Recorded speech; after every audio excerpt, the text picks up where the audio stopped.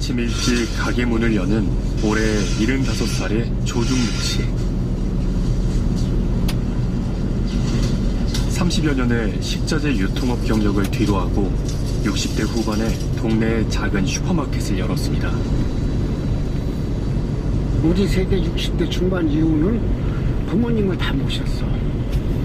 그리고 자식들을 다 대학을 다 가르쳤어요.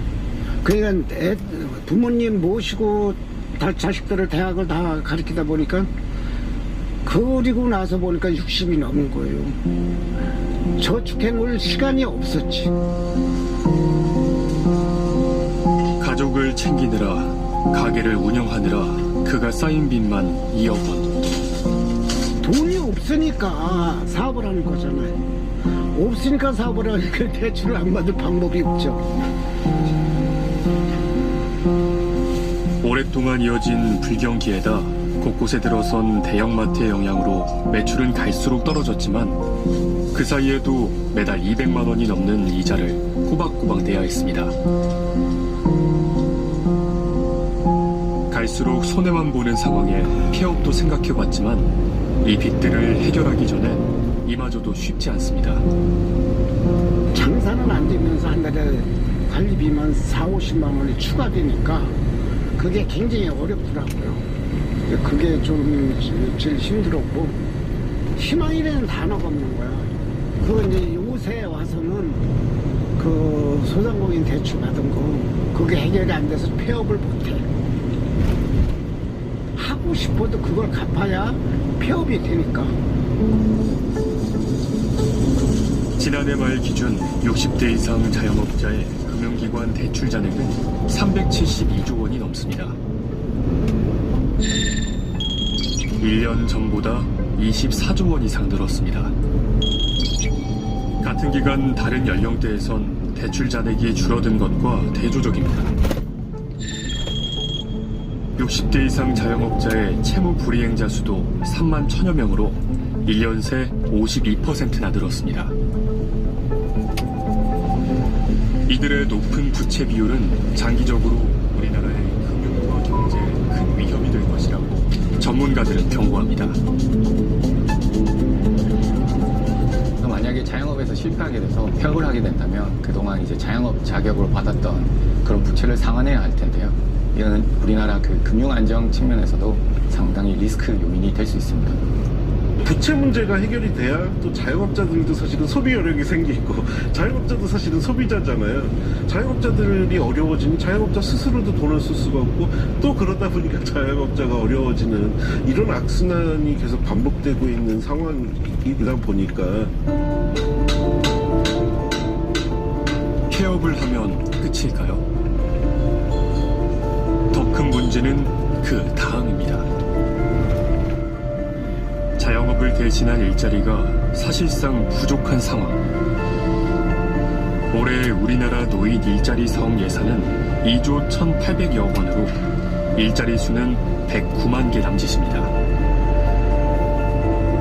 65살 이상 노인 인구가 전체 인구의 20% 이상, 즉 1,000만 명이 넘는 걸 고려하면 일자리는 10분의 1에 그칩니다. 결국 60대 자영업자 중 상당수는 자영업을 그만두면 임시 일용직 일자리를 얻거나 아예 일을 포기할 수밖에 없습니다. 우리 직원 한 분은 식당 경영했다가 폐업했습니다. 지금 그분이 원래 70 몇 세인가 7인데 완전 폐인데다 신명이고 그냥 그분 자영업 하다가 망하면은 사람들이 잘못되더라고요. 전부 다요. 사람들이 실망을 하면은 회복하기 힘들더라고요. 노후자금, 퇴직금도 다 이어가다가 사업 실패하고 나면은 맨날 술이나 드시고 그러더라고요. 이렇게 떠밀리듯 폐업한 고령 자영업자들은 평생 모은 자산마저 소진하며 빈곤층으로 전락할 가능성이 큽니다. 퇴직금이라든가 이런 그동안에 모아뒀던 목돈을 가지고 이제 작업을 시작을 합니다. 이게 실패를 하게 되면은 이게 사라지게 되는 거거든요. 일종의 매몰 비용이 됩니다. 내가 되찾을 수 없는 비용이 되기 때문에 이렇게 될 경우는 다시 재개하기가 힘들어지는 거죠. 이미 당시 OECD 국가 중 가장 높은 노인 빈곤율을 기록하고 있는 대한민국. 가파르게 늘어나는 고령 자영업자의 증가 추세를 고려할 때 상당수 고령 자영업자가 폐업과 동시에 길거리에 나앉아야 한다면 국가 차원의 부담이 될 수 있습니다. 이들을 위해서 상당한 재정이 투입돼야 될 거예요. 그리고 이들이 계속해서 생계 유지를 할 수 있도록 일자리 측면에서도 많은 지원이 필요할 텐데요. 그런 측면에서도 또 재정 부담이 될 수 있습니다. 고령층을 위한 일자리 대책이 어느 때보다 필요한 시점. 전문가들은 노동 의지가 큰 은퇴 고령층이 자영업 진출에 앞서 계속 일할 수 있는 일자리 확보가 우선돼야 한다고 강조합니다. 전면적인 정년 연장이 어렵다면 임금 체계 개편과 정부 보조금 지급 등을 통한 기업의 퇴직 후 재고용 제도를 강화해야 한다는 겁니다. 또 만성적인 인력 부족에 시달리는 지방 중소기업에서 고령 인력이 일하는 방안들이 제시되고 있습니다. 정년 연장이라든지 계속 고용이라든지 퇴직 후 재고용이라든지 좀 많은 논의가 있는데요. 이러한 사회적 합의가 조속히 이루어져서 그 2차 베이비부머 세대가 쏟아지기 전에 좀 이들을 위한 안정적인 임금 일자리를 마련해줘야지 고령 자영업자로 진입하는 그런 통로를 좀 차단할 수 있지 않을까라고 생각됩니다. 자영업 진입을 강제로 억제할 수 없다면 생계형 자영업자의 실패 위험을 낮추는 방안에 대한 고민이 필요하다는 지적도 나옵니다. 기본 역량은 충분한 분들이에요. 왜냐하면 사회생활도 했죠. 어느 정도 지식도 갖췄죠. 또 회사도 다녔기 때문에 뭔가 일을 할 수 있는 역량은 있어요. 단 부족한 게 뭐냐? 이 소상공인 시장에 대한 도메인 지식이라고 저희가 표현하거든요. 이 지식은 하나도 없으신 거예요.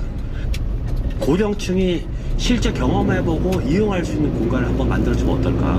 그 고령층만을 위한 공간, 시설을 한번 만들어주면 충분히 이 사람들이 창업하기 이전에 테스트 과정도 거치고 내가 컨설팅을 통해 가지고 잘못된 게 있다 그러면 한 번이라도 수정해서 나간다 그러면 시장에 더 정확하게 정착하지 않을까?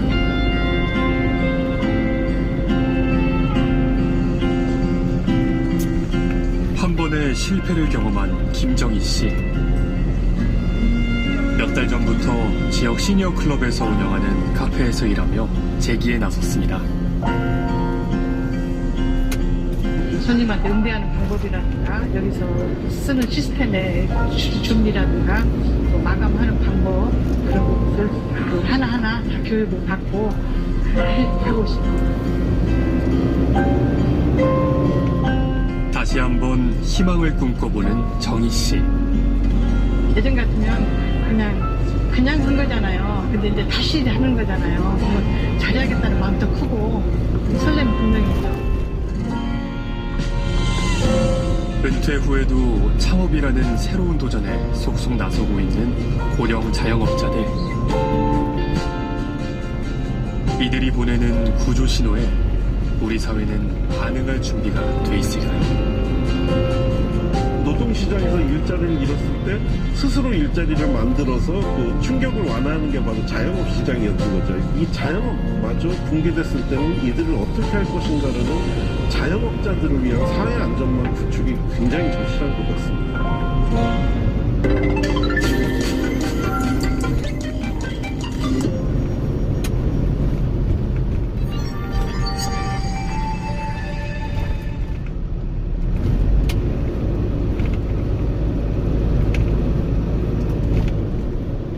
장수말벌은 세계에서 가장 큰 말벌입니다. 여왕벌은 몸 길이만 5cm, 날개 펼치면 7.5cm예요. 심해 길이만 6mm에 달합니다. 사실은 장수말벌을 본 사람들이 이렇게 많지 않을 것 같은데 우리 집에 들어온 그런 말벌과 차원이 다른 거예요. 다른 벌을 잡아먹든지 수분에 도움이 안 되는 거죠. 그냥 죽여버리는 게 아니라 말벌을 잡아요. 거기다 송식을 딱 붙여 본진을 제거하는 일을 한 거예요. 미국 과학사 역사에 남을 일일 거예요. 양봉과 농업 재앙을 막았다라고 장수말벌도 사람에게는 꼼짝 못해요. 사람이 얼마나 무섭냐면요. 장수말벌 갖고 술도 담 거예요. 특히 한국 사람 제일 무서운 사람이에요. 전 세계에 그런 사람이 어디 있어요?